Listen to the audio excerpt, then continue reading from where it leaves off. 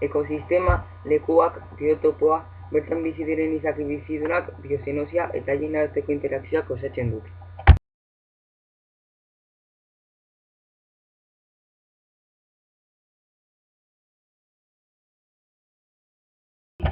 Biotopoa ekosistemaren osagai bizigabeek osatzen dute, adibidez, harriak, ura eta abar.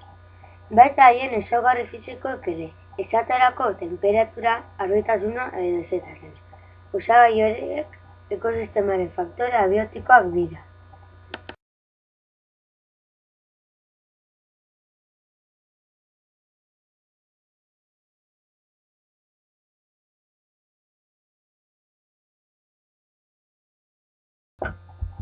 Ekosisteman faktore biotiko eta abiotiko bakoitzak nolabaiteko interakzioa du gainerako faktoreekin.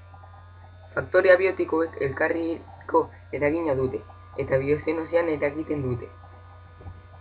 Faktore biotikoek ere elkarrekiko eragina dute, eta biotopoan eragiten dute.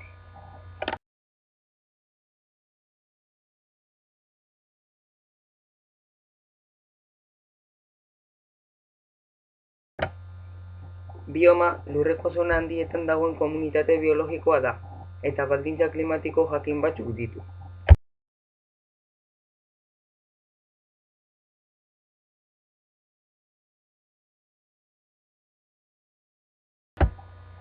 Bat, kokalekua, basamortu polarra zirkulu polarretan daude. 70 gradutik gora ozeano glaziar artikoen inguru.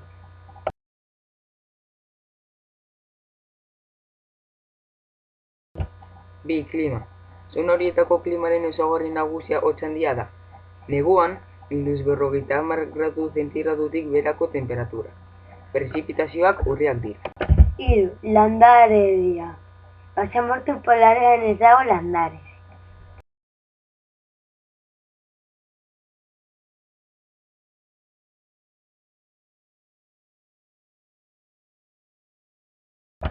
Lau, fauna.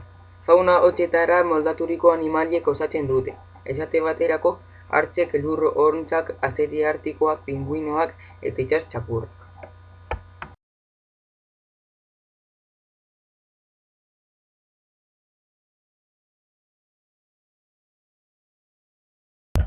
Bat, kokalekua.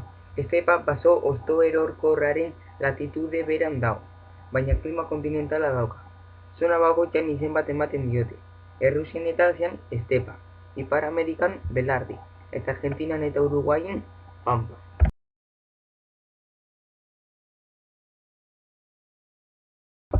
Bi, klima. Klima kontinentalean negu oso hotzak eta ura beroak daude. Prezipitazioak oso ugariak eta irregularrak dira. Urtaro bakarran izaten dira.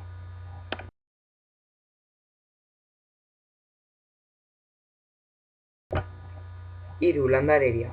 Estepako landaredi nagusia belardia da, batez ere zerealak eta zuhaitz oso urri eta barreiatuak. 4. Fauna. Faunan aipatzekoak dira bisonteak, gazelak, zaliak, urtzintzak, larre txakurrak, koioteak eta abar.